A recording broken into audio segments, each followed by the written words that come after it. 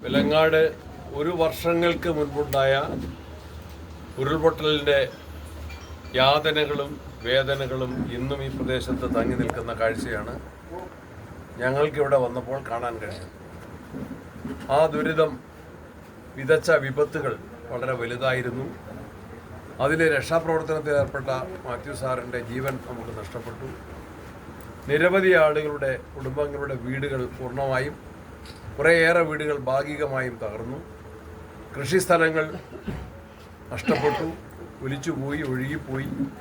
കടകൾ നഷ്ടപ്പെട്ട ആളുകളുണ്ട്, ജീവനോപാധികൾ നഷ്ടപ്പെട്ട ആളുകളുണ്ട്.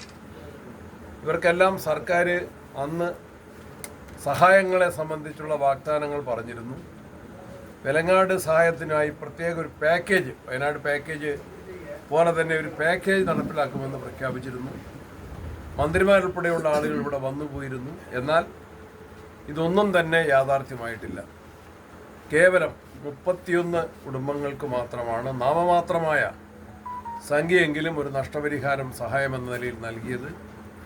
150ഓളം ആളുകളാണ് ഈ വലിയ ദുരന്തത്തിന് വിധേയരായിരുന്നെങ്കിൽ 31 വീട്ടുകാർക്ക് മാത്രമാണ് വീടിന് വേണ്ടിയിട്ടുള്ളൊരു സഹായ പദ്ധതി, ഒരു സംഖ്യ നൽകിയിട്ടുള്ളത്. ബാക്കി ഇവിടുത്തെ പാലത്തിന് വന്ന കേട്, റോഡുകൾക്കുള്ള തകരാറ്, ഇതൊന്നും പരിഹരിച്ചിട്ടില്ല. കൃഷി സ്ഥലങ്ങൾ നഷ്ടപ്പെട്ട നിരവധി പേരുണ്ട്, അവർക്ക് യാതൊരു നഷ്ടപരിഹാരവും നൽകിയിട്ടില്ല. കച്ചവട സ്ഥാപനങ്ങൾ പോയവരുണ്ട്, അവരെ പുനരധിവസിപ്പിക്കാനുള്ള പദ്ധതികളില്ല. വാടക വീടുകളിലേക്ക് താമസം മാറിയവരുണ്ട്, അവർക്ക് വാടക കൊടുക്കാനും ഗവൺമെൻറ്റിൻ്റെ സഹായങ്ങൾ ഉണ്ടായിട്ടില്ല. വളരെ ഗുരുതരമായിട്ടുള്ള ഒരു കൃത്യവിലോപമാണ് സർക്കാരിൻ്റെ ഭാഗത്തു നിന്ന് ഉണ്ടായിട്ടുള്ളത്. മുണ്ടക്കൈ ചൂരൽമല ദുരന്തത്തിൻ്റെ അതേ ദിവസമാണ് ഈ സംഭവം. അത്രയും വ്യാപ്തിയിൽ ആൾനാശം ഉണ്ടായിട്ടില്ലെങ്കിൽ പോലും ഒരു ചെറിയ പ്രദേശത്തെ പൂർണ്ണമായും തകർത്തെറിഞ്ഞുകൊണ്ടുള്ള വലിയൊരു പ്രകൃതിക്ഷോഭമാണ് വെലങ്ങാടിനും ഉണ്ടായത് എന്ന് നമുക്കെല്ലാവർക്കും അറിയാം. സർക്കാരിൻ്റെ നടപടിയിൽ ഇവിടുത്തെ ജനങ്ങൾക്ക് വലിയ പ്രതിഷേധമുണ്ട്, വേദനയുണ്ട്. ഇത് രാഷ്ട്രീയമായിട്ട് പറയുകയല്ല, എല്ലാ വിഭാഗം ജനങ്ങളിലും ഈ പ്രതിഷേധമുണ്ട്. ഇനിയെങ്കിലും ഇത് പരിഹരിക്കാൻ തയ്യാറാകണം. പ്രഖ്യാപിക്കുമെന്ന് പ്രഖ്യാപിച്ച പാക്കേജ് അത് പ്രഖ്യാപിക്കണം, നടപ്പിലാക്കണം. ഒരു വർഷം കഴിഞ്ഞിരിക്കുകയാണ്. ഇതിനൊക്കെ വേണമെങ്കിൽ ചക്ക വേരിലും കായ്ക്കും.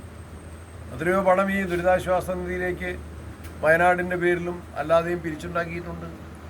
കേന്ദ്രത്തിൻ്റെ സഹായം വരുന്നുണ്ട്. കേരളത്തിന് തന്നെ അതിന് തനത് ഫണ്ടുണ്ട്.